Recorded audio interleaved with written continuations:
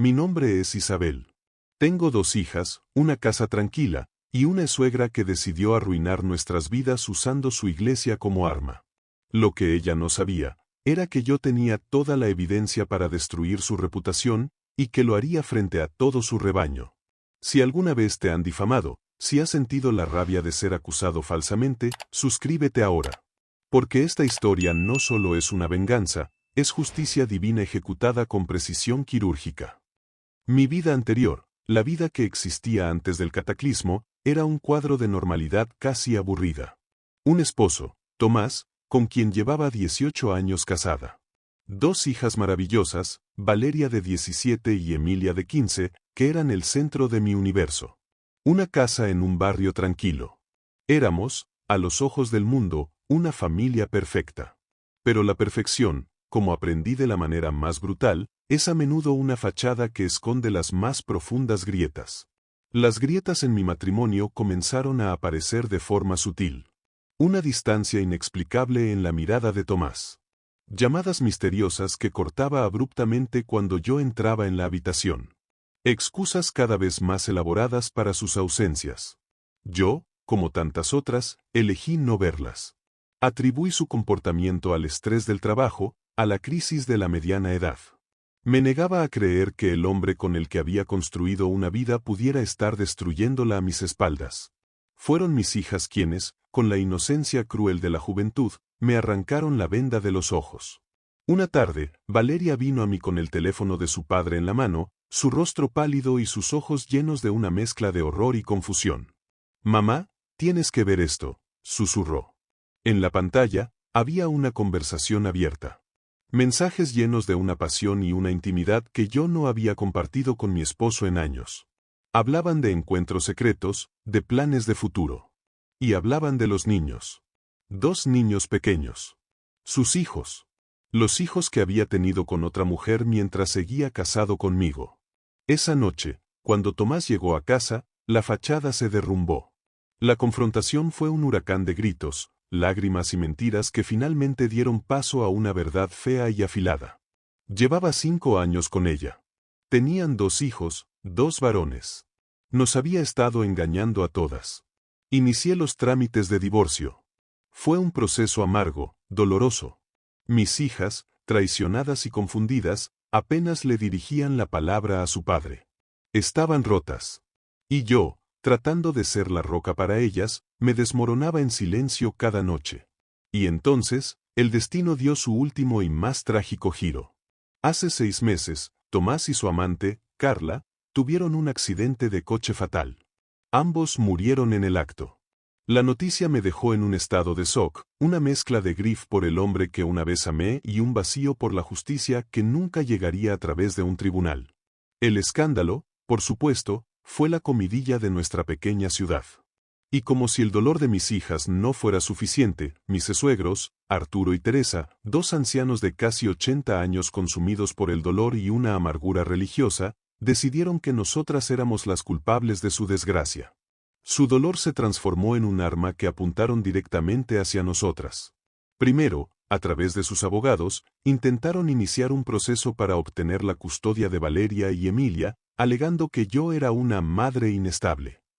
Luego, cuando eso no funcionó, exigieron venir a vivir con nosotras, a nuestra casa, la casa que yo había mantenido con mi trabajo durante años.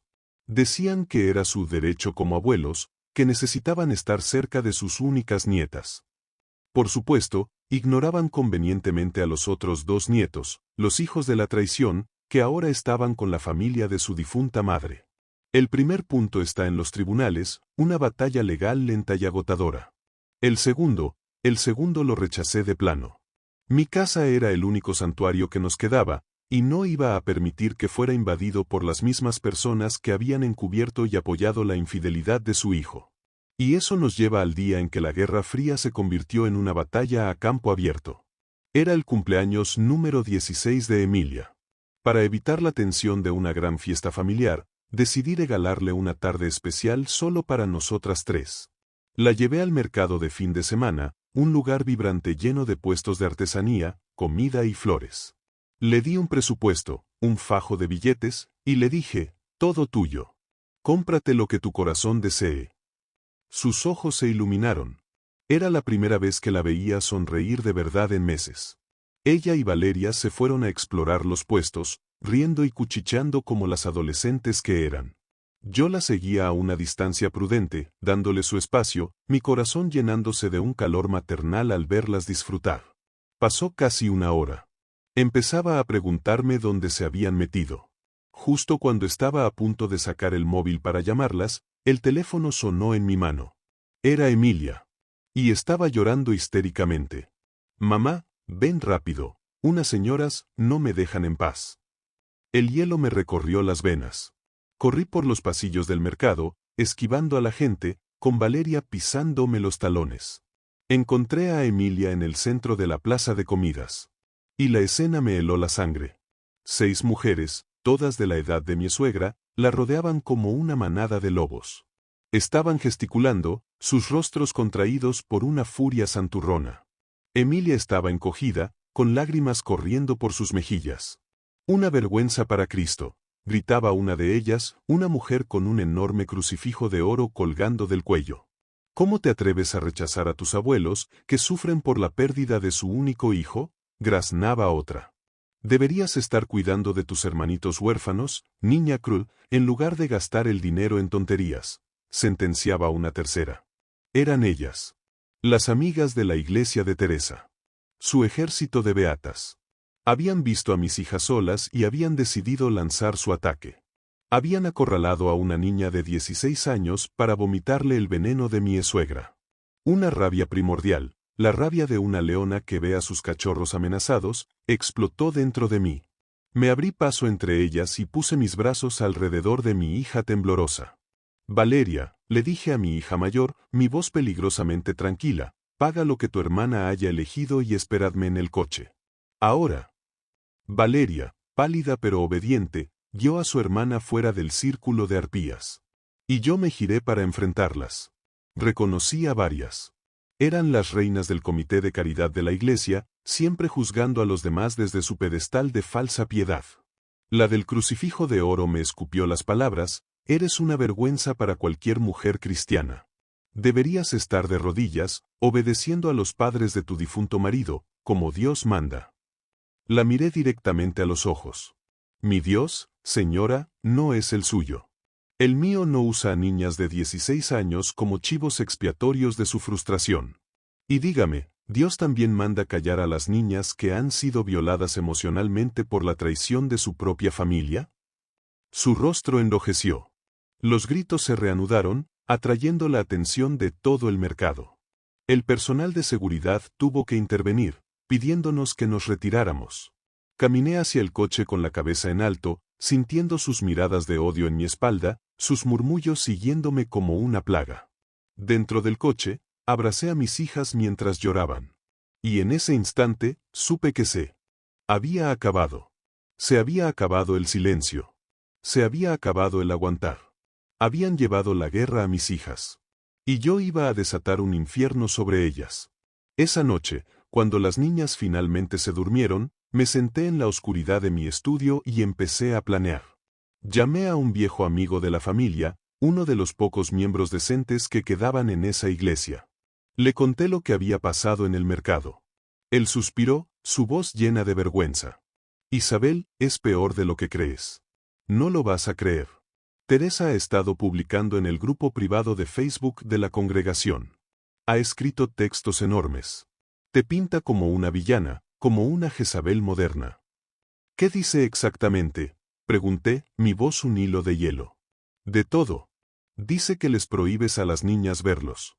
Que los has dejado en la ruina económica desde que Tomás murió. Dice que rechazas a los otros niños por ser varones. Incluso ha llegado a insinuar que Tomás buscó a Carla, su amante, como una madre subrogada porque tú ya no podías o no querías tener más hijos». La náusea me subió por la garganta. Era una mentira tan vil, tan retorcida. ¿Hay más? Sí. Dice que les has llenado la cabeza a tus hijas en contra de ellos. Que eres una mujer desagradecida y sin corazón. Y que ella, como abuela, solo quiere amor y paz en sus últimos años. Ha publicado fotos de ella llorando. Es un show digno de una telenovela barata. Y lo peor, como me confirmó mi amigo, es que la iglesia se lo había creído. La congregación entera estaba de su lado. Me habían juzgado y sentenciado sin siquiera escuchar mi versión. Colgué el teléfono. La rabia que sentía era tan pura, tan intensa, que era casi un estado de gracia. Habían usado la mentira como arma. Bien. Yo usaría la verdad. Y mi verdad era un arsenal nuclear. Desde que descubrí la infidelidad de Tomás, había estado recopilando pruebas para el juicio de divorcio. Correos electrónicos, mensajes de texto, extractos bancarios, fotografías. Todo guardado meticulosamente en carpetas encriptadas en mi ordenador. Como el divorcio no se había concretado legalmente cuando él murió, no existía ninguna restricción que me impidiera hacer públicas esas pruebas. Al día siguiente, me tomé el día libre. Fui a una imprenta profesional. Y durante horas, seleccioné e imprimí mi arsenal. Imprimí las fotos de Tomás y Carla besándose apasionadamente en el salón de mi casa, sobre el sofá que yo había elegido. Imprimí las conversaciones de chat donde él se burlaba de mí con ella, llamándome la aburrida y quejándose de nuestra vida familiar. Imprimí los correos electrónicos donde mis suegros, Arturo y Teresa, no solo sabían de la aventura, sino que la apoyaban activamente. Cuida de Carlita y de mis nietos, le escribía Teresa a su hijo. Esa es tu verdadera familia, la que te da herederos varones. Y luego, imprimí las pruebas más devastadoras. Los mensajes de texto que mis suegros habían enviado a mis propias hijas, Valeria y Emilia, justo 2 días después del funeral de su padre. Uno de ellos, el más enfermizo, decía, si no hubieran abierto sus bocas malagradecidas y no hubieran causado tantos problemas, su padre nunca habría estado tan estresado y distraído. Él seguiría vivo si no fuera por ustedes. Ustedes mataron a Tomás. Imprimí cada prueba en papel fotográfico de alta calidad. Luego, pasé el resto de la tarde en casa, en una especie de trance febril. Cortando, doblando, grapando. Creé docenas de pequeños cuadernillos, diseñados para imitar perfectamente los folletos de himnos que se repartían cada domingo en la entrada de su iglesia. En la portada, con una tipografía elegante y sobria, puse un título, La verdadera historia de amor de Tomás y Carla Medina, un homenaje. Y debajo, la primera imagen, una foto a toda página de Tomás y su amante, sonriendo, abrazados en mi casa. Sus rostros, perfectamente visibles e inconfundibles. El domingo por la mañana, me levanté antes del amanecer. Me vestí de negro.